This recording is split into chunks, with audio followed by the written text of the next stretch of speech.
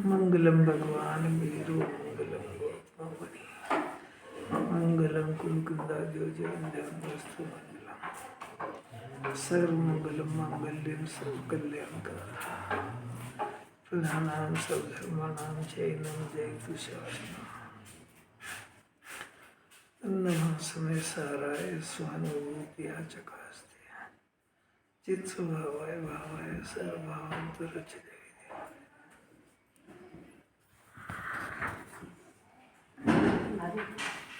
SMS है आपके पास? Mobile होगा। SMS मोबाइल नहीं लिखा जो निर्धन मैं पढ़ता हूँ। स्तोपदेश में लिखा है पूज्यपाद आचार्य ने कि जो निर्धन मनुष्य पुण्य प्राप्ति होगी इसलिए दान करने के लिए धन कमाता है, जोड़ता है, वो स्नान कर लूँगा ऐसे ख्याल से अपने शरीर को कीचड़ में लपेटता है। कितनी बढ़िया कि मैं भी कि मैं भी अभी जो है पुण्य करूँगा, फिर धन आएगा, फिर दान दूंगा। तो वो पाप इसलिए करता है कि मेरे को दान देना है। आचार्य ने क्या क्या गहराई में जाके लिखा है। देखो अपनी बात है, पेज नंबर 364 के ये 8 पॉइंट हो गए। इसके बाद उसके बाद वो पैराग्राफ के ऊपर के 3 लाइन है। ये सभी गुण उनके प्रतिपक्षी दोषों के द्वारा जो कर्म बंध होता था उसे नहीं होने देते, और इन गुणों के सद्भाव में चारित्र मोह के उदय रूप शंकादि प्रवर्ते तो भी उनकी शंकादि की निर्जयी हो जाती है। नवीन बंध नहीं होता है, क्योंकि बंध तो प्रधानता से मिथ्यात्व के अस्तित्व में ही कहा है। ये भी बहुत समझने की बात है। सम्यक दर्शन हो गया है, 8 अंग भी प्रकट हो गए हैं, पर यह सारा काम अभी श्रद्धा हुआ है। चारित्र में अभी बहुत सारा काम बाकी है। तो ये जो 8 अंग कहे ना, निशंक, इसका विपरीत क्या हुआ? शंका। निकांक्षित, इसके विपरीत हुआ कांक्षा। तो ये सारे 8 के 8 दोष चारित्र में अभी भी चलते हैं, भले ही बहुत थोड़े चलते हैं, पर चारित्र में चलते हैं। श्रद्धा में इनमें निशंक आदि गुण प्रकट हो गए। अब वो जो चारित्र में चलते हैं तो इन गुणों के सद्भाव में, जो 8 अंग प्रकट हुए ना, इनके सद्भाव में जो चारित्रों के उदय में शंका आदि प्रवर्तन होता है तो भी उसकी निर्जरा हो जाती है। मुख्य बात तो ये है। सम्यक दृष्टि को निर्जरा बता रहे हैं आचार्य। निर्जरा का अर्थ बहुत अच्छी तरह से समझना चाहिए कि इस तन मंदिर के अंदर ज्ञान और आनंद से भरा हुआ दल सिद्ध भगवान जैसा अपना शुद्धात्मा विराजमान है। कभी अपन ने सोचा नहीं इस बारे में कि मैं शरीर हूँ कि आत्मा। अब आत्मा तो हूँ, परंतु इसने अपने ज्ञान में अपने शुद्धात्मा को स्वीकार नहीं करा है, अनादि से नहीं करा है, क्योंकि शरीर भी दिखा।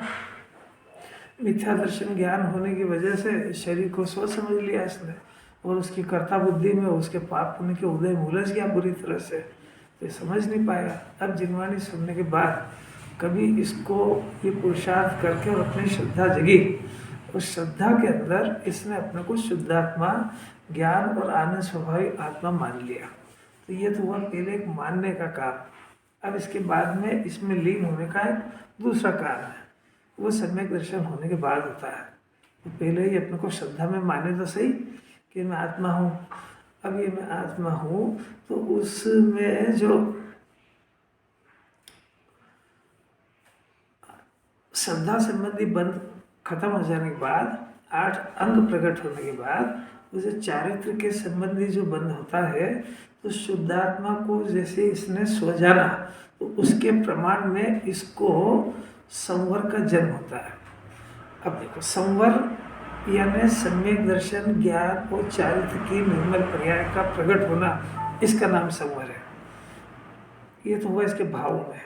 कर्म में क्या हुआ कि नवीन कर्मों का आना रुकना, ये संवर हुआ। इसके बाद निर्जरा होती है, इसके पहले नहीं होती है। तो नवीन कर्मों का आना रुकना, तो निर्जरा के अंदर 3 काम होते हैं। कौन से? संवर में तो अशुद्धि रुक गई, मतलब अब अशुद्धि नहीं होगी। अशुद्धि का रुकना, ये तो हुआ संवर। अब शुद्धि प्रकट हुई, ये हुआ संवर, है ना, अस्थि में। अब ये शुद्धि का बढ़ना, ये निर्जरा है। और अशुद्धि का घटना, ये निर्जरा है। और फिर ये तो हुआ जीव का अंदर का परिणाम। अब ये जो इसके सत्ता में जो कर्म बंधे हुए हैं, तो कर्मों का बंधना रुकना, ये हुआ संवर। और फिर वो बंधे हुए कर्म अभी सत्ता में तो पड़े हैं, तो वह सत्ता में से बंधे हुए कर्मों का खिरना, ये निर्जरा होती है। अब ये ज्ञानी की शुरू होगी, तो कैसे होगी कि उसको नवीन बंधन तो होता है, नवीन बंधन, चारित्र्य बाकी है नवीन, तो नवीन कर्मों का बंधन तो होता है, परंतु जो नया बंधन होता है, तो नया बंधन माने पूर्व कर्म की निर्जरा, वो पूर्व कर्म की निर्जरा होती है। वो जो नया बंधन होता है, तो निर्जरा होकर के अनंत कर्मों का बंधन नहीं करता। कर्म आता है उदय में, खिर जाता है, वो चारित्र्यों का बनता रहता है। माने अज्ञानी को क्या होता है कि अज्ञानी को कर्म की निर्जरा तो होती है, और जितनी निर्जरा होती है उससे कई गुना ज़्यादा बन जाता है। ज्ञानी को ये सब बंद हो गया, ज्ञानी के बंधन होता है, पर वो जो निर्जरित जो परिणाम हुए हैं, तो उसमें नए कर्मों का बंधन हुए बगैर, माने वो संवर वाले हुए बगैर बंधन होता है, ये इसका नाम निर्जरा है। जैसे उपवास करा, उपवास करते हैं ना, उपवास करते हैं तो ये तत्व नहीं सुना, तो उपवास तो करते ही हैं। और जिनवाने में लिखा भी है, क्या लिखा है कि तपसा निर्जरा च, यानी तप से निर्जरा होती है। तप किसको कहते हैं? उपवास करने को तप कहते हैं, जैसे मानता है बेचारा जी। उपवास करने को तप कहते हैं, तो उसने आज भोजन नहीं किया। आज ही मैंने याद किया था इनको कि धर्मचंद साहब ने आज 6 महीने से ज़्यादा समय हो गया, वो आ गए एकदम से बहुत समय हो गया ना।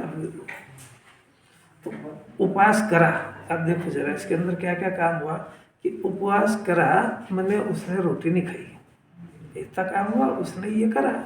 अब वो ऐसा मानता है अज्ञानी जीव कि मैंने उपवास करा है तो मेरे कर्मों की निर्जरा हो गई। अब ये बात नहीं सुन पा रहा है वो कि संवर पूर्वक निर्जरा होती है, तो इसमें संवर का तो नाम आया ही नहीं, है ना। एक तो गलती ही हो गई। अब दूसरी बात है कि उपवास के, अब अंदर की बात अपन करते ही नहीं कि उसके परिणाम क्या है वगैरह। अब उपवास में जो जिनवाणी में लिखा अकाम निर्जरा, तो अकाम निर्जरा में आज उसने रोटी नहीं खाई, तो अपनी जो आकुलता हो रही थी उस आकुलता को शांति से सहन किया। भोजन नहीं करा ना उसने, तो थोड़ी सी आकुलता हुई, उस आकुलता को उसने शांति से सहन किया, परिणाम नहीं बिगाड़े। परिणाम नहीं बिगाड़े तो उस परिणाम के नहीं बिगड़ने से वो ऐसा मानता है कि मेरे निर्जरा हो गई।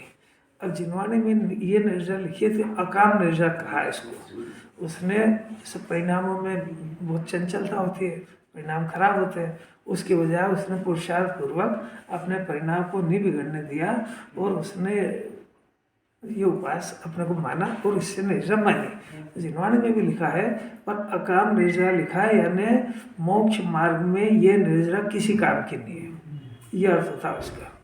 तो ये उसने करा, अब ये करा ना उसने, तो अब वो जिनवाणी से अब अपन उसका मिलान करते हैं। अब पहली बात तो ये कि मैं रोटी खाता हूँ ऐसा मानता है, ये भी मिथ्या दर्शन है।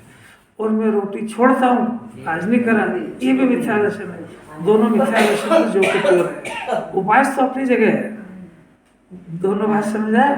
तो मिथ्या तो जो का त्यों कायम रहा।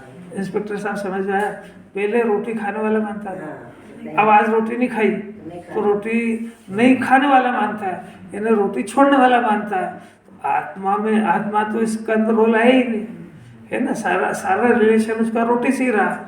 अब उसने जो ऐसा माना, तो मिथ्या तो अपनी जगह जो का त्यों रहा। अब कषाय की बात रही, तो कषाय जो तीव्र होती, रोटी खाने का परिणाम होता है ना, ये तीव्र कषाय, और रोटी का त्याग करा, ये कषाय की मंदता है। और इस कषाय की मंदता में भी कुछ आकुल व्याकुल परिणाम होते हैं। अनादि से ना आर संज्ञा लगी हुई है, तो इतना आसान नहीं है कि जब इसको पेट में भूख वगैरह लगे और ये अपने परिणामों को विचलित नहीं होने दे। वो ताकत है इसमें, कोई ऊपर से कोई संबंध थोड़े है इसका। ऊपर से तो बाहर से नरक में 33 सागर ही नहीं मिला, उसमें क्या है। और निगोद का जीव है ना, निगोद में वो तो महाव्रती है, वो उसके सभी चीजों का व्रत है। और वो जो शरीर है ना, वो भी वो ऐसा सड़ा गला है कि उसको छोड़ना ही चाहता है हमेशा। तो महाव्रती तो वही है, पर फायदा हुआ कुछ उसको। जो ये बाहर से करना चाहता है वो तो बहुत पहले से ही है इसके पास। क्या कह रहे प्रोफेसर, आखिर जैन धर्म है, मोक्ष का मार्ग है, आनंद सुखी होने का मार्ग है, तो कुछ विशेषता होना चाहिए ना उसमें। अब क्या हुआ कि ये तो हो गए 2 फंक्शन, तो ये हो गए। अब उसके जो आज भोजन नहीं आया या भोजन करा, ये प्रकरण तो हो गया अलग। अब उसमें जो उसको निर्जरा होना थी, वो निर्जरा संवर पूर्वक होती, ये बात जन्माने की शर्त थी। और भाव निर्जरा शुरू हो तो द्रव्य निर्जरा होती, ये दूसरी शर्त थी। तो भाव निर्जरा में पहले भाव आश्रव रुकता, कर्मों का आना रुकना, ये संवर है। और फिर कर्मों का आना रुकना, ये अशुद्धि का आना रुका, और शुद्धि का प्रकट होना। ये शुद्धि का प्रकट होना भी नहीं हुआ, क्योंकि शुद्धि का प्रकट होना ये तो आत्मा के आश्रित बात है। शरीर में तो शुद्धि अशुद्धि का प्रश्न ही नहीं है। वो अगर इतना नहीं समझता है तो नहाने धोने से शुद्ध हो गए, और नहीं नहाए तो शुद्ध हो गए। और थोड़ा बहुत अंदर में और गया तो वो जो भोजन की क्रिया है वो अंतर मुहूर्त वाला, वो शुद्ध हो गया, और बाकी अशुद्ध है। जैन दर्शन में ये तो कोई शुद्धि अशुद्धि की परिभाषा है ही नहीं। ये उल्टा प्रश्न नहीं करना कि हम तो चाय जैसा खाए, वो तो अविवेक की बात है। और अब क्या हुआ कि शुद्धि तो प्रकट हुई नहीं, और उसने निर्जरा मानी, उससे कैसे, तप से, उपास करने से, तब उससे निर्जरा मानी, तो निर्जरा तो नहीं हुई, मिथ्या दर्शन और हुआ साथ।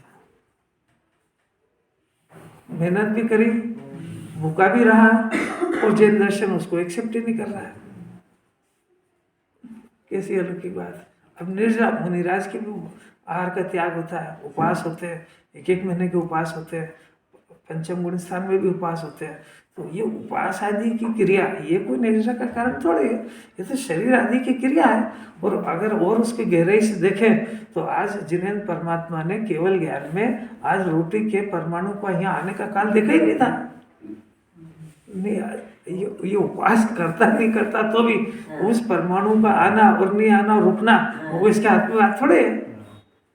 अब कैसी कैसी अपूर्व बात है। अब ये ना तो जिन्हें भगवान की मानता है, ना संवर का स्वरूप जानता है, ना निर्जरा का जानता है। अब अपने को शरीर समझता है तो रोटी का त्याग करने से अपने को तप मान लेता है, वो निर्जरा मान लेता है। इस तरीके से मेहनत का रिजल्ट मिलता नहीं है। अब यहाँ पे क्या हुआ कि पहले तो शुद्धात्मा का स्वरूप जाना, जानने पर मिथ्यात्व संबंधी आश्रव रुका, अशुद्धि रुकी, और संवर संबंधी शुद्धि प्रकट हुई। और ये प्रकट होने के बाद में ये जो शुद्धि प्रकट हुई ये बढ़ती है, उसका नाम मिल रहा है। अशुद्धि का घटना, शुद्धि का बढ़ना, इसके साथ में, ये बात सुनना चाहिए, इसके साथ में जो द्रव्य कर्म जो बंधे हुए थे वो रुके और निर्जरित हुए। तो अब उसको जो बंधन होता है तो नया नया बंधन हुए बगैर पुराने कर्म की निर्जरा होता है।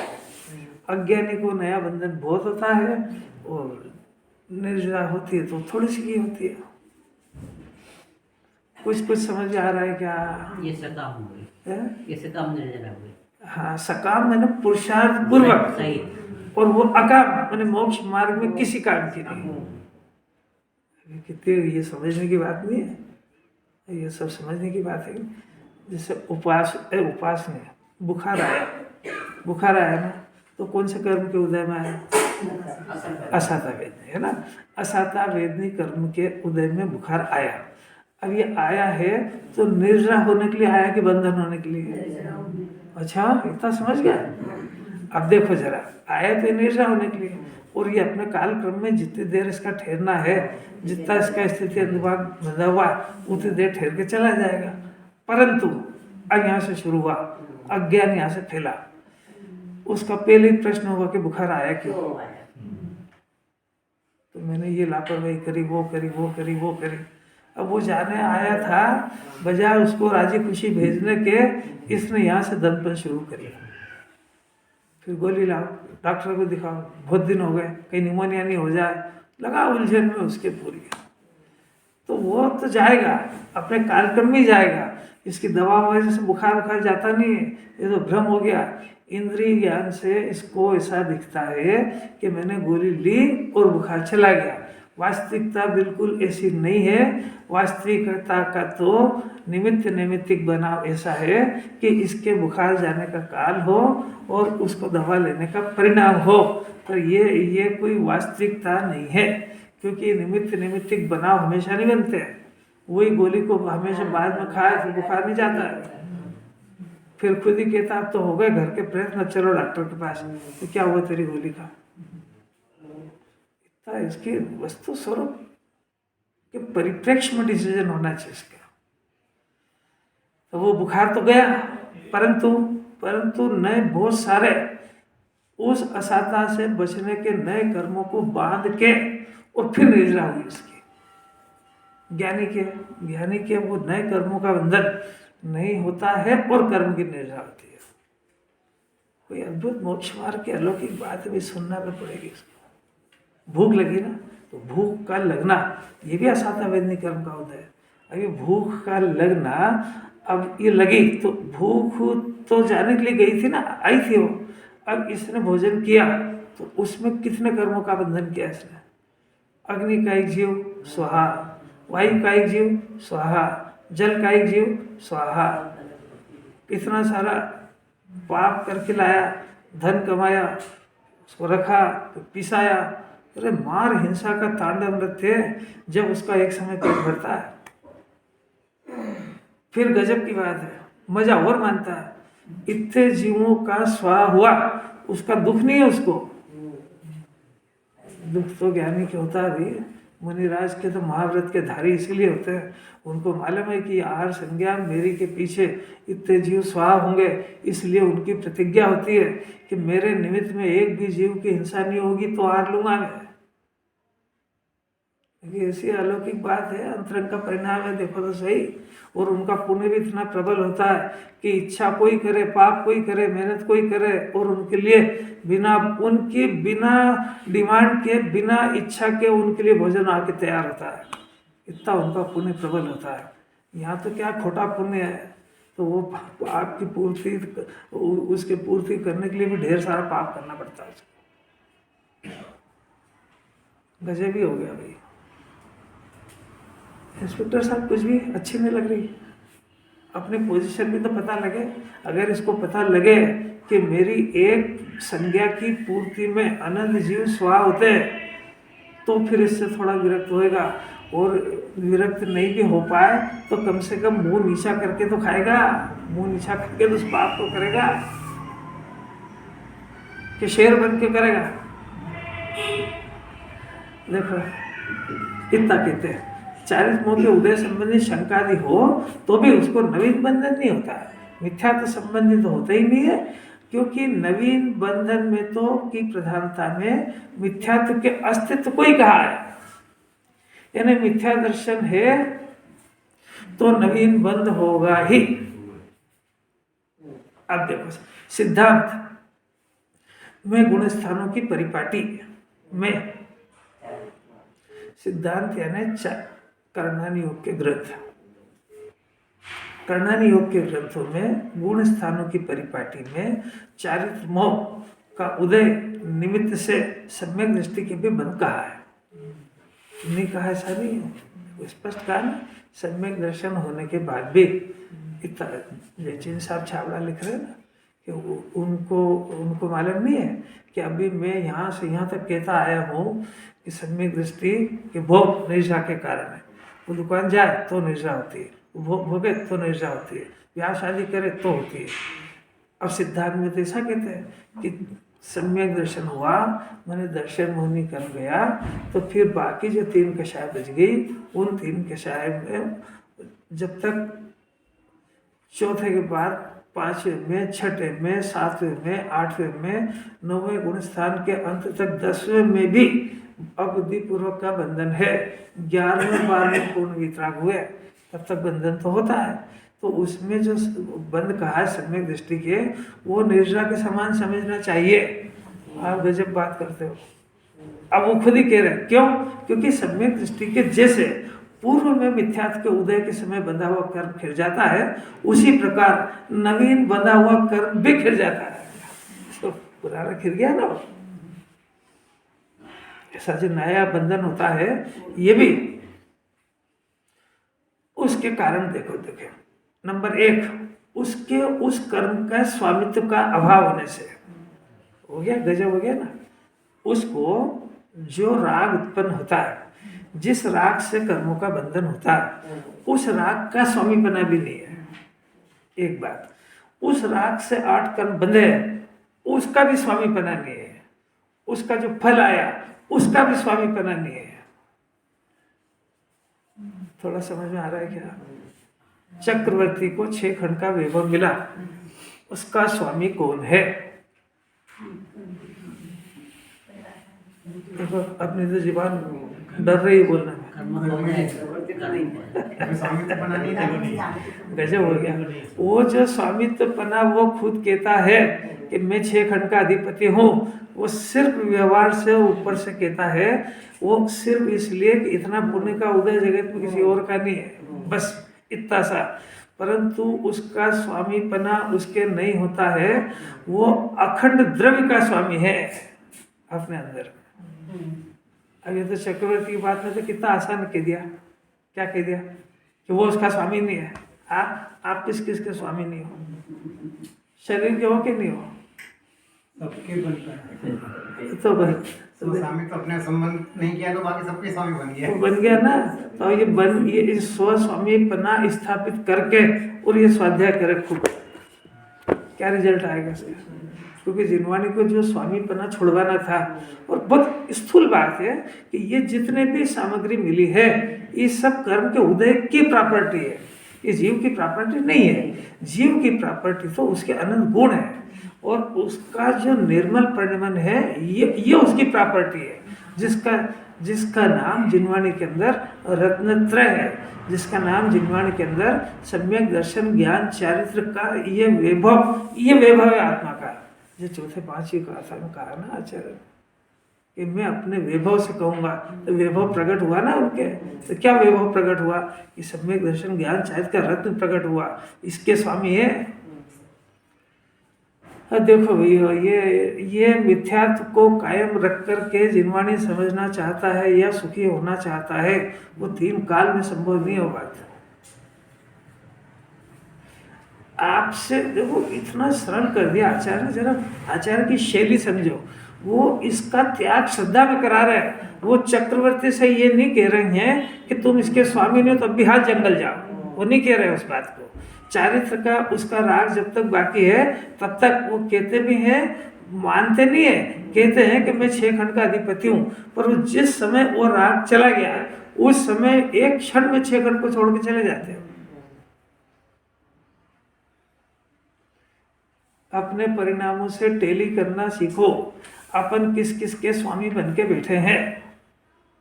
अब मैं नहीं पूछता, अपने अंदर ही देखो भैया, किस किस के स्वामी बन के बैठे? भूपेन जी, चेतन के क्या चेतन के? सबके क्यों गोलमाल? एक दो का नाम ले ना जरा। सबके में क्या गोलमाल पाप होता है? आत्मा में कितना गुण के अनंत है, तो 2 4 10 गिना भी दो। कितनी सोचने को भी तैयार नहीं है कि मैं इनका स्वामी बना हूँ। ये इस विश्व का सबसे बड़ा पाप है।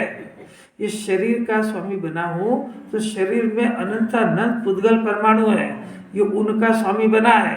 तो इसका स्वामी बनने से क्या नुकसान हो गया साहब? जिनवाणी को क्या आपत्ति है? मैं अगर शरीर का स्वामी बनता हूँ या मेरे घर का स्वामी बनता हूँ, इसमें जिनवाणी को क्या आपत्ति है? अनंत भगवान क्यों बीच में पड़ते हैं इसमें? कि भाई तू जब इनका स्वामी बनता है तो वो पर्याय में आत्मा का स्वामी बनना कभी नहीं हो पाएगा, क्योंकि वो पर्याय एंगेज हो गई है। जिस पर्याय से जिनवाणी को ये स्वस्वामी संबंध तोड़ाना है, वो पर्याय इसके साथ स्वस्वामीपना इकट्ठा कर दिया, तो वो पर्याय फ्री नहीं हो पा रही है। तो वो पर्याय अपने द्रव्य के साथ तादाद में नहीं हो पा रही है, तो वो पर्याय का स्वामी उसका द्रव्य है ऐसा स्वीकार कभी नहीं कर पाएगी। जब तक वो इनका स्वामीपना अपने अंदर में स्वीकार करती रहेगी, ये काम नहीं हो पाएगा उसका। कुछ पुरुषार्थ लगता है कि नहीं लगता है इसमें? ये अपने मिथ्यात्व के पुरुषार्थ को कायम रख के जिनवाणी सुनता है। देखो बार बार समझना अपनी क्या गलती है कि अपन इनके स्वस्वामी संबंध को छोड़े बगैर सुखी होने का या जिनवाणी समझने का प्रयत्न कर रहे हैं। वो उसका स्वामी बनने का त्याग श्रद्धा में करा रहे हैं। तुमसे ये बिल्कुल नहीं कह रहे हैं कि तुम शरीर के स्वामी नहीं हो इसलिए कल से शाल ओढ़ना बंद करो, कल से रोटी खाना बंद करो, कल से तुम बिल्कुल जंगल जाओ, क्योंकि तुम तो स्वामी हो ही नहीं। ये अज्ञानियों का प्रश्न है। जिन्हें परमात्मा ने दिव्य ध्वनि में बात कही है कि जो पदार्थ अपना नहीं है उसके पीछे का राग भी भूमिका के अनुसार जाता है, इसलिए उसके प्रति का राग रहता है। तो तुम अपने शरीर के प्रति, घर के प्रति, बच्चों के प्रति, धर्म के प्रति राग रख लो, उसमें मिथ्यात्व नहीं होता है। पर स्वामी बनोगे तो मिथ्यात्व होएगा। इससे भी सरल कोई बात हो सकती है। ये क्या करता है, राग को छोड़ना चाहता है, बस स्वामी बना। तो उल्टा अभ्यास हो गया। अरे ये बात अगर ये नहीं समझाई होती इन्होंने तो अपन तो बस वो जो डिमांड आती है ना, अभी चारित्र में तो परिणाम हो ही नहीं रहा, तू श्रद्धा में तो कर ले पहले। तू पुरुषार्थ चारित्र का कर रहा है, जिनवाणी श्रद्धा का करा रही है। चारित्र में तो सम्यक दृष्टि के चक्रवर्ती से ही नहीं हो पा रहा है। अच्छा चक्रवर्ती सेकंड का स्वामी है कि नहीं, तो सब जानते नहीं है, तो उसने छोड़ दिया क्या, लड़ने क्यों गया वो? किसी अलग राजपाट बैठने क्यों गया, सिंहासन में क्यों बैठा जब वो स्वामी नहीं है? तो कि भाई ये चारित्र का राग है, मंजूर किया है इसको। चारित्र के राग से मिथ्या दर्शन नहीं होता है, पर पदार्थ के स्वामी बनने से मिथ्या दर्शन होता है। चारित्र के राग को अपराध, वो क्योंकि उस अपराध को वो जीव अपराध जानता है, इसलिए उसको श्रद्धा में भिन्न जान करके छोड़ने का प्रयत्न कर रहा है। अज्ञानी उस राग को अपना अधिकार और कर्तव्य जानता है, उसका स्वामी बना भी नहीं छोड़ रहा है, बल्कि वो जो राग उत्पन्न हो रहा है वो दोष है और ये गुण जानता है उसको। संजीव जी समझ में आ रहा है कि रोटी खाने का परिणाम गुण है कि दोष? किसी के सामने मत कहना। और दुकान पे जाने का, और धन कमाने का, और बीमार हुए तो दवा खाने का है? अरे तो गुरुदेव हो गए जो उन्होंने दोष कहना सिखा दिया, मान जाए तो ज्ञानी हो जाएगा। अभी तो सीना तान के कहता है क्या है, अरे तो गरीब है, क्या गरीब इतना सारा धन है, ये दोष है कि गुण है? इससे अपने को बड़ा जान रहा है। बेचारा गरीब को कैसा समझता है, नौकर है, उसको क्या अकेला, क्या मेरा गुलाम है, पैसे देता हूँ उसको, और तो पैसे दे के खरीद लिया क्या उसको? अरे किसी भी जीव को अपने पुण्य के उदय के आधार से दबाने का परिणाम एकेंद्रीय में जाने का परिणाम है। बड़ी संयोग से अपने आप को बड़ा छोटा मानता है। राकेश जी मानता है ना, उसमें भी कोई बात नहीं। उस आधार से दूसरों को नीचा दिखाना चाहता है, उस आधार से उसको दबाता है। जरा ये थोड़ा ये इसका भी इसको ज्ञान होना चाहिए। अभी तेरे कोई उसके पाप का उदय है, अभी तो उसके पास नहीं है, और तेरे पास थोड़ा सा उदय है, इसका ये अर्थ है तो उसको दबाएगा। तो उसको जो दबाने का परिणाम है, और रुतबा क्या है, पैसा देता हूँ, कोई पकड़ में करा रहा हूँ क्या? अरे तो उसको कितना दबाएगा तू? तो ये एक केंद्रीय में है ना, पृथ्वी का एक जीव बनने का परिणाम है या किसी भी अन्य जीव को दबा के रखना? इतना बड़ा पाप है, इसको पता नहीं है अभी। और ये इतना गहरा छुपा हुआ है। ऑफिस में जाएगा तो ऑफिसर नीचे वालों को दबाता है, राजा है तो प्रजा को दबाता है, जेठानी है तो देरानी को दबाती है, बड़ा व्यापारी है तो छोटे को दबाता है, मालिक है तो नौकर। अरे कितना, जरा इसकी गहराइयाँ तो देखो इसकी। वो ज्ञाता रहना सीखते ही नहीं हो, सब नशे में धुत है बिल्कुल। अपने किसी की बात नहीं कर रहे हैं, आप तो सभी वीतरागी अपने क्या करना। अनंत पुरुषार्थ है। जब तक ये जीव को जीव नहीं देखेगा तब तक ये प्रवृत्ति जाएगी नहीं उसकी आवाज ये नहीं निकलती, जो निगोद में सो ही मुझ में है। ये जिनेंद्र परमात्मा की आवाज है, निगोद का जीव और मेरे में कोई अंतर नहीं है। द्रव्य द्रव्य से परमात्मा है, संयोग तो क्षणिक है, पर्याय भी क्षणिक है। अभी वो पर्याय मिथ्यात्व किए, अभी हाल आत्मा को अपना मान लेगी, है क्या उसमें? वो संयोग है तो अभी एक क्षण में रह जाएगा, वो तो है ही पुद्गल का ढेर, उसमें है क्या? तो तुम संयोग से और राग से जिन्हें परमात्मा नहीं देखते, इसलिए जीव मात्र के प्रति, निराश को जीव मात्र के प्रति दया आती है, इसीलिए वो 28 मूलगुण पलते हो। एक भी जीव की हिंसा हो कैसे जाए, उसको परमात्मा देखते हैं। आलू के जीव को जो परमात्मा देख ले, अरे गजब ही हो जाए। अभी तो घर में बहू को ही परमात्मा देख ले, नौकर को परमात्मा देख ले, जो उसको परमात्मा देख ले उसके शोषण का भाव हो सकता है? इसको हो सकता है कि नहीं? और हो रहा है तो ये उसको परमात्मा नहीं देख पा रहा है। और तेरे को नहीं पता है संयोग बदलने में देर नहीं लगती है। आज तू राजा वो रंग के, कल वो राजा होगा, तू रंग बनेगा। इतना समझे बगैर इसके परिणाम नहीं सुधरेंगे। वस्तु स्वरूप के आधार पर अपने परिणामों को सुधार लो। अभी मौका, दुनिया का कोई देव इस रहस्य को नहीं जानता है। दुनिया में कहने जरूर लगे हैं, सास भी कभी तो बहू भी कभी।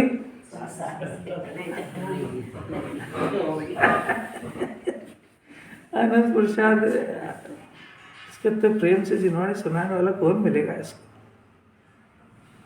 देखो, नंबर 1, उस कर्म सम्यक दृष्टि को नवीन कर्मों के बंध क्यों नहीं होता, उसका लॉजिक दे रहा है। नंबर 1, उसके उस कर्म का स्वामित्व का अभाव होने से आगामी बंध रूप नहीं किंतु निर्जरा रूप होता है। उदाहरण सुनो, बहुत ही बढ़िया। जैसे कोई पुरुष दूसरे का द्रव्य उधार लेके आया हो तो उसमें उसे ममत्व बुद्धि नहीं होती है। वर्तमान में उस द्रव्य से कुछ कार्य कर लेना हो तो करके पूर्व निश्चयानुसार नियत समय पर उसके मालिक को दे देता है। कोई गरीब परिस्थिति हो, अपने रिश्तेदार के कोई सोने के गहने लेके आया हो, ईमानदार कैरेक्टर हो उसका, अपना ब्याह शादी जैसी हो जाए वैसे उसको नियत समय पे दे देता है, उसका मालिक नहीं बनता। तो वो अभी जो गहने हैं वो पड़े कहाँ हैं? अपने लॉकर में, परंतु मालिक है कि नहीं? तो इसीलिए बंधन नहीं होता है। अभी संयोग में शरीर पड़ा है पर मालिक कौन है? अभी तो अभी देखो, ये तो राकेश जी कभी इसने सुना नहीं कि मेरा मानना, इसका नाम मिथ्या दर्शन है। और इसमें जिनवानी को क्या आपत्ति? इसमें यह आपत्ति है कि जो मानने वाली पर्याय वो अपनी है ना, वो अपने श्रद्धा गुण की पर्याय है। तो वो पर्याय एक बार में एक ही काम करेगी। जब उसने इस पदार्थ पे अपने स्थापित कर लिया तो उस पदार्थ के लिए कभी भी आत्मा को अपना मानने का चांस खत्म हो गया। वो तो जब तक उसको अपना मानना बंद नहीं करे और अपने शुद्धात्मा को अपना नहीं माने तब तक ये बीमारी जाएगी नहीं। अब जिन्होंने कभी अस्तित्व से बात करती है, कभी नास्तिक से करती है। अब आत्मा का परिचय हो और ये आत्मा को अपना मान जाए तो अब इसलिए नहीं मान पा रहा है कि वो आत्मा अरूपी अमूर्तिक है, वो उसको भाषा से तय नहीं कर पा रहा है। वो बहुत पुरुषार्थ करना तो यही पड़ेगा। अब तर्क से, न्याय से उसको अपना आत्मा को अपना मानना है, पर वो चूंकि अनादि से परिचित नहीं है तो फिर उसको दूसरा पैटर्न से बताते हैं कि देख, तूने जिसको अपना माना है ना, तो मानने वाले काम इसी आत्मा का है। तो मानने वाले जो पर्याय है ना, उन पदार्थों को अपना मान रही है, तो उन पदार्थों को अपना मानने से आत्मा का अपना मानना कभी नहीं हो पाएगा। बात समझ में आ रही क्या? कौन से प्रश्न का जवाब चल रहा है कि साहब मैं शरीर को अपना मानता हूँ, घर को अपना मानता हूँ, दुकान, इसमें आनंद भगवान के बीच में मेरे पड़ते हैं।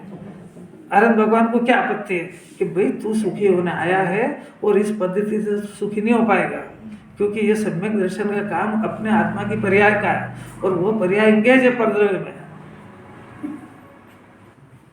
जब भी उसको आत्मा को अपना मानने की बात आती है तो मोबाइल की रिंगटोन पे क्या आता है कि जिससे आप संपर्क करना चाहते हो वो अभी वो व्यस्त हो। सम्यक दर्शन के लिए पुरुषार्थ करने को तैयार है, पर वहां से आवाज आ रही है कि भी श्रद्धा की पर्याय शरीर को, घर को, कुटुंब को, परिवार को अपना मानने में बिजी है। अरे कैसी प्यारी प्यारी बात। अपने को कुछ अंदर चेक करते रहना चाहिए, इसमें कोई लाभ नहीं होगा अगर ये काम नहीं हो पाया तो। गुरुदेव ने पीछे पड़ गए थे इस काम को करने के लिए, तो वहां नहीं कर पाए ना, तो यहाँ आके कर लिया उन्होंने। पर भी पीछे तो पड़ना पड़ेगा इसको, कि जिनवाणी मेरे से काम चाहती है। जिन पदार्थों से मैंने अपना तो एकत्व कर रखा है वो मेरे नहीं है, वो जिससे अपना तो एकत्व करवाना है वो कुंकुंदाचार का विषय है, वो दिव्य धनी का विषय है, वो महावीर भगवान की दिव्य देशना है, वही सिमंदर भगवान की देशना है। और वो काम करे बगैर ये सारा निरर्थक है।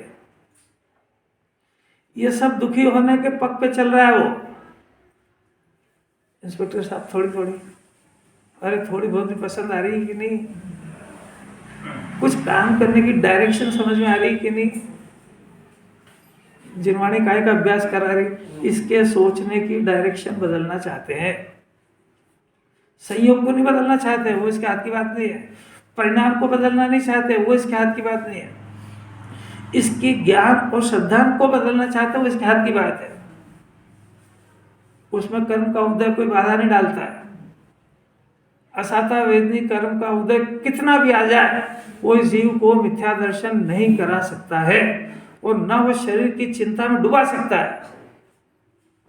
इतना ऐश्वर्य पूर्वक इसको आवाज आना चाहिए अंदर से।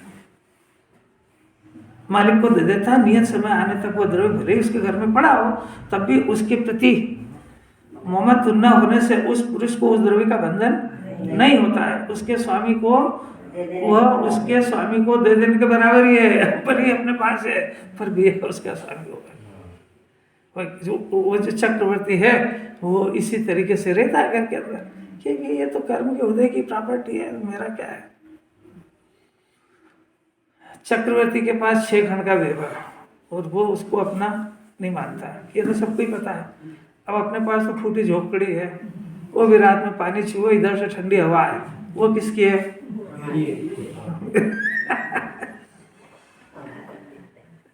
कितनी अलौकिक बात है। अरहंत भगवान तो सुना है ना, तो जिस समय अरहंत बनते हैं उनका शरीर व्रज वृषभ नाराज सेनन का होता है, नंबर 1। दूसरा परम औदारिक रहता है, तो उसमें जो है ये खून वगैरह नहीं रहता है। तो ये जो अपना शरीर है ना, इसका नाम औदारिक शरीर है।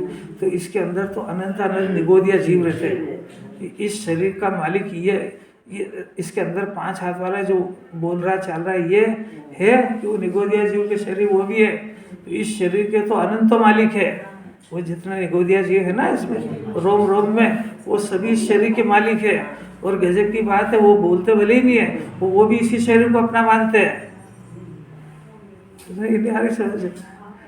इस शरीर को अपन भी अपना मानते हैं। और वो जीव क्योंकि रहते इसी के आश्रय थे ना।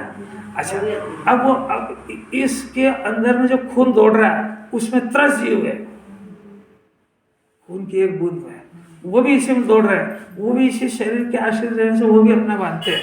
अब प्रश्न है कि शरीर किसका बनेगा? नहीं बनेगा? अच्छा ठीक। अब अपनी बुद्धि को जरा अपनाओ कि जिन तीर्थंकर परमात्मा का व्रज वृषभ नाराज सेनन वाला शरीर न सड़ता है न गलता है, जिनका सफेद दूध है और जिनका परम औदारिक शरीर है, वो उस शरीर को अपना नहीं मानते हैं। शायिक सम्यक दृष्टि है। और ये इस सड़े सड़ाए को अपना मानता है। दोनों में से कौन बुद्धिमान है? थोड़ी शर्म आ रही है कि नहीं आ रही? कुछ सुनते ही नहीं तो काहे की शर्म आया? जरा मिलान तो करो। मिलान करे तो वैसे इसको शर्म आ जाए, हे भगवान मैं क्या कर रहा हूँ। आप इतना सुंदर हो, जिसका शरीर चंद्रमा की तरह रहता है, जरा भक्तामृत में उनके एक एक उनका यशोगान गुणगान तो पढ़ो। जिन जितने जैसे अणुओं से परमाणु प्रभु तेरी देह, उतने ही थे जगत के अंदर परमाणु, होते ही नहीं। और उसे उतने सुंदर देह जिसको वो इंद्र जो है, वो सौधर्म इंद्र 1000 नेत्र से आत्मा को भी देखता है, शरीर की सुंदरता को भी देखता है। पर अपने पास क्या है जिसमें फूला नहीं समाता है? जरा सा कोई गरीब मिल जाए तो ऐसा बताता है उसको कि बस जरा सा सामर्थ्य बड़ी हो जाए थोड़ी सी, तो ऐसा बताता है कि बस, और थोड़ा बहुत दिखावे के आधार से कि मैं तो सबको अपने समान समझता हूँ, सबके हाथ जोड़ता हूँ, तो क्या हो गया उससे? सम्यक दृष्टि हो गया। इसी प्रकार ज्ञानी कर्म को पराया मानता है, इसलिए उसे उसके प्रति ममत्व नहीं होता है, अतः उसके रहते हुए भी वह निर्जरित हुए के समान ही है, ऐसा जानना चाहिए। ऐसा ये जीव नहीं जानता है। ये तो कहता है कि जिसके संयोग में है वही उसका मालिक है। जिनवाणी कह रही जिसके संयोग में है वो उसका मालिक हो, ऐसा कोई जरूरी नहीं है। बैंक के कैशियर को देखो, उसके पास काउंटर पे कितना पैसा है, और उसका मालिक जो बैंक का मैनेजर है वो आज उससे ऐसी बात करता है, तुम्हारे पास कितनी सिल्लक पड़ी है? मेरे पास बोलता है। हाँ, और उधर तो बोलने से कोई थोड़ी होता है। तो ये कहे भले शरीर मेरा है, आज ठंड बहुत लग रही है, आज भूख लग रही है, आज बीमारी है, आज तबीयत ठीक नहीं, वो ये भाषा से कुछ नहीं होता हो। ये भाषा बदलता है, अकल नहीं बदलता है। तो बोलेगा जीव थोड़े खाता है, इसने भाषा बदली, अब जीव को ठंड थोड़ी लगती है, और जीव परका करता थोड़ी, ऐसा भी शरीर मेरा थोड़ी। इसे सब जिनवाणी की भाषा बोलने लगा वो, सब याद कर लेगा। आप कौन हो? मैं तो पांडविक भाव हूँ। वो है यार, तो कितना समझदार हो गया? हो गया कि नहीं हो गया? नहीं हुआ, हो गया। इसकी अकल समझदार तो उसको कहते हैं जो अपने को जो जिन्हें परमात्मा कह रहे हैं वैसा मान जाए, तो कुछ समझदारी का चिन्ह प्रकट हुआ। नहीं तो खाली भाषा विलाप में रह गई। भाषा बंद नहीं कर रहे हैं, भाषा सिखा भी नहीं रहे हैं, भाव भाषण सिखा रहे हैं। कितनी अलौकिक बात है। अब इतना हुआ। अब निर्जरा के यथार्थ, अंतिम श्लोक है बस, देखो।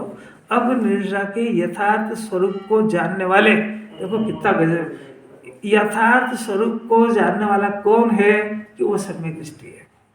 निर्जरा का यथार्थ स्वरूप सम्यक दृष्टि जानता है, या जो निर्जरा के स्वरूप को जानता है, जो संवर के स्वरूप को जानता है, जो आत्मा के स्वरूप को जानता है, उसको सम्यक दृष्टि कहते हैं। या जो अपने को शरीर की उपस्थिति में अशरीरी जानता है, या जो बाहर के पुण्य के उदय को अपना नहीं मान करके अपने अनंतानंद गुणों को अपना मानता है और अपनी पर्यायों का भी और संयोग का ज्ञाता रहता है, उसको सम्यक दृष्टि कहते हैं। अपन बन सकते हैं कि नहीं? बन सकते हैं। कौन से चौकड़ी में बनना है? कोई चौकड़ी तो आ जाएगी। अरे अलौकिक बात है, अलौकिक बात। देखो तो कौन से मासाब आए, कोई नए हैं। अच्छा वो लेके आए, वो लेके आप क्या करें, वो लाए जब तक तो पूरी हो गया। बेचारे बड़े भाव से उनको सोने के लिए लेके आए। अब निर्जरा के यथार्थ स्वरूप को जानने वाले एक, और कर्मों के नवीन बंध को रोककर निर्जरा करने वाले सम्यक दृष्टि की महिमा करके निर्जरा अधिकार पूरा करते हैं। अब वाह इतनी लेट, अपन क्या करें? देखो पंकज जी को कैसे करना। अभी माँ साहब इधर आ जाओ, इधर आ जाओ, इधर माँ साहब इधर आ जाओ, दोनों माँ साहब इधर आ जाओ। अब पंकज जी को देखो कैसा परिणाम हुआ कि अब 5 मिनट और ले लो। कैसी इतनी मुश्किल से आया। देखो इस उम्र में जिनवाणी सुनने की भावना होना वो बहुत धन्य भाग है भाई, क्योंकि आयु और ये रोग किसी को रोकते तो वो करते थोड़े। इसी दशा में जिनवाणी सुनने का भाव हुआ, बहुत अपूर्व बात है, बहुत अपूर्व बात है। महाभाग्य से सुनने को मिलती है, और महाभाग्यशाली जीव को जिनवाणी सुनने का परिणाम आता है। और उससे बड़ा भाग्यशाली वो है जो जिनवाणी के अंदर अपने शुद्धात्मा के स्वरूप की चर्चा समझना चाहता है। यहाँ तक ये जीव आ चुका है, ये जो आ चुका है ना यहाँ पे जो सुन रहा है, ये जीव कोई मामूली बात नहीं है। बस बात इसकी बुद्धि थोड़ी सी जाग जाए और ये जिनवाणी के आधार से, क्योंकि जिनवाणी के आधार पर अगर थोड़ी समझ में आएगी, अपने शुद्धात्मा के स्वरूप को समझने का प्रयत्न करें। और छठी गाथा का प्रश्न है, प्रभु आप मेरा स्वरूप बताओ कैसा है, कि मैं प्रमत्त भी नहीं हूँ अप्रमत्त भी नहीं हूँ। शरीर का तो प्रश्न ही नहीं है। शरीर तो पुद्गल परमाणु का ढेर है, कर्म के उदय की प्रॉपर्टी है। पूर्व में किसी गलती की वजह से तो इसके जीव के परिणाम खराब हो गए, तो खराब परिणामों के फल में शरीर में खराबी आई। आत्मा में तो कुछ आई नहीं, आत्मा तो उससे न्यारा ही है। आत्मा अपने अनंतानंद गुणों को छोड़ता नहीं कभी भी। वो शरीर को कभी स्वामी बनने का प्रयत्न करे तो भी नहीं बन पाता है। इसलिए शरीर के खराब रहने से या परिणाम खराब रहने से जीव को डरने की जरूरत बिल्कुल नहीं है, क्योंकि शरीर जो है वो संयोग है, वो शरीर है कर्म के उदय की प्रॉपर्टी है। वो अच्छा रहे तो भी कर्म का है और खराब रहे तो भी कर्म का है। और अच्छा और बुरा एक ज्ञानी की लिस्ट में से निकल जाता है, क्योंकि जो ज्ञेय है, जो संयोग है, उसमें क्या तो अच्छा और क्या बुरा है उसमें। उससे भिन्न शुद्धात्मा ये अच्छा है, अपने परिणाम, अपने शुद्धात्मा को स्वीकार करने वाले परिणाम, ये परिणाम अच्छे हैं। बाकी पाप और पुण्य के परिणाम अच्छे नहीं हैं। इसलिए ये भी विकल्प नहीं करना बार बार कि मेरे परिणाम तो अच्छे रहते ही नहीं है। अरे अच्छा परिणाम तो पैदा होएगा जब होएगा। ये संयोगों के आश्रित जो परिणाम होता है वो अच्छा थोड़े होता है। वो ये पुण्य के परिणाम को जिनवाणी अच्छा नहीं कह रही है। ये तो जगत की भाषा में इसको समझाने के लिए, कोई व्यक्ति बार बार 24 घंटे गंदे परिणाम करता है तो उसको समझाने के लिए कहते हैं भाई ये गंदे परिणाम क्यों करता है, अच्छे परिणाम कर। दूसरों का बुरा ही बुरा क्यों सोचता है, तो अच्छा सोच, तेरा क्या बिगड़ रहा है। न उसके बुरा सोचने से उधर कुछ होएगा, न अच्छा सोचने से कुछ होएगा, तो फिर गंदे काहे को करता है।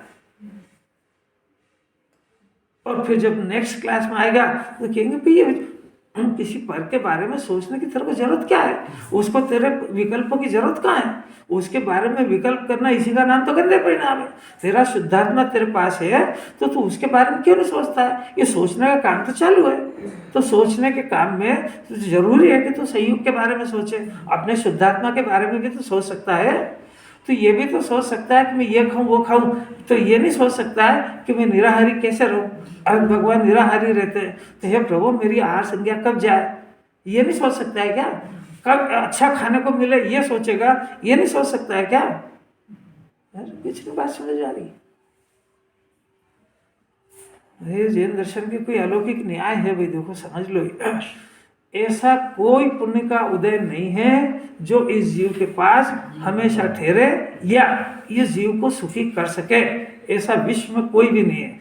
सिर्फ अरहंत भगवान है, तीर्थंकर के जीव हैं, उनके भी बाहर की सारी अनुकूलता और सहायता का उदय होने पर भी उनसे पूछो कि साहब आपको क्या कष्ट है। हमने दुनिया की तो बात सुनी कि भाई तेरे को दिख रहा है, पर ये जो हमको आहार संज्ञा लगी है, ये भोजन का परिणाम आ रहा है, प्यास का परिणाम आ रहा है, ये शरीर मिलना बिछुड़ना हो रहा है, ये हमारे आत्मा का रोग है। और अभी जब तक ये अरहंत सिद्ध नहीं बन जाए, ये ना अनंत चतुष्टय प्रकट नहीं हो जाए, तब तक ये राग द्वेष का परिणाम, ये मेरा विकार है, यही असता है।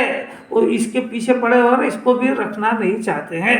अब कैसी अलौकिक बात है। जब अरहंत भगवान तीर्थंकर के जीव भी अपने को इस बीमारी से मुक्त करना चाहते हैं, तो इसके पास ऐसी क्या चीज़ है जिसको टिका करके सुखी होना चाहता है। एक बार जिन्होंने समझना चाहिए, इसको हृदय से लगा लो, बड़ी मुश्किल से मिली है। और अगर इसको नहीं समझ पाया तो सिर्फ ये भाषा में रह जाएगी और कल ये भाषा याद रहने वाली नहीं है। जो अंदर उतर गया है ना, वही इसके काम का है।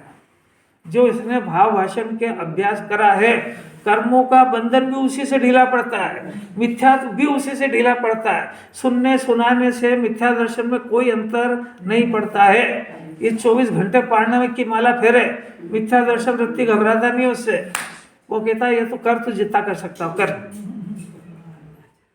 ऐसी कोई अलौकिक बात है। माँ साहब की वजह से 10 मिनट और ज़्यादा चल गई। अब अच्छी लगे तो फिर जल्दी आओ।